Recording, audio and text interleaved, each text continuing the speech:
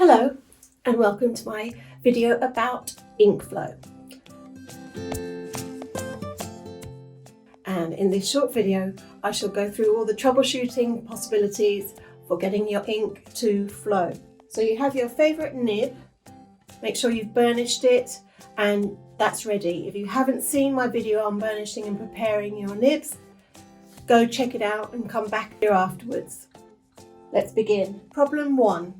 You've got your pen, you've got your paper. I'm using a smooth card, but you can use laser printer paper. I've got this lovely blue ink and I want to write with it. So I'm dipping it in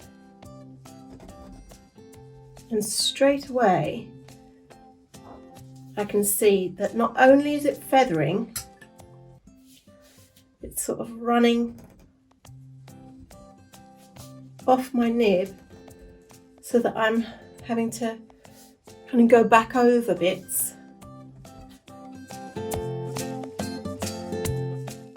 Because I'm going back over, I've got bits of fibre on the top of my nib, so just pull those off.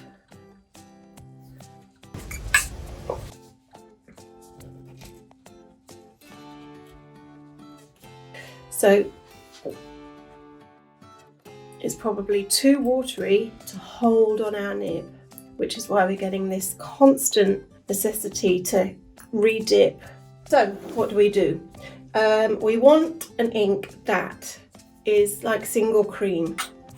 So add some gum arabic. Now you can get it in liquid form, which is what I would usually use, but I haven't got any with me at the moment, so I'm going to pop a bit of powdered gum arabic into a separate jar. And a bit of my blue ink needs to be completely dissolved, and I can see straight away it's just flowing much better. It's holding onto the nib, which means I can take it much further before I have to dip again. But it's much crisper.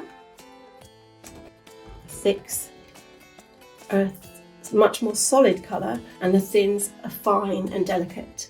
So that's made a huge difference.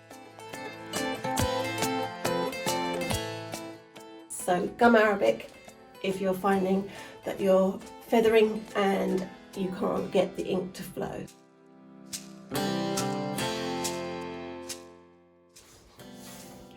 And then the other very common problem is when the ink is the opposite, it's too thick. Ink can dehydrate. So this one's been sat with its lid off and it's got a very gloopy.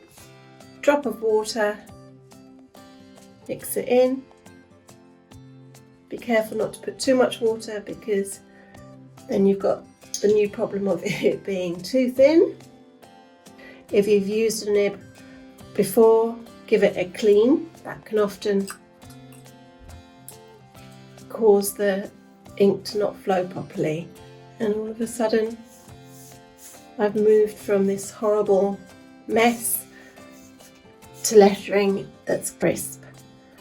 So I hope that's solved some of your ink flow problems, and do comment below if you have others that I haven't addressed, and I will see you in the next calligraphy video.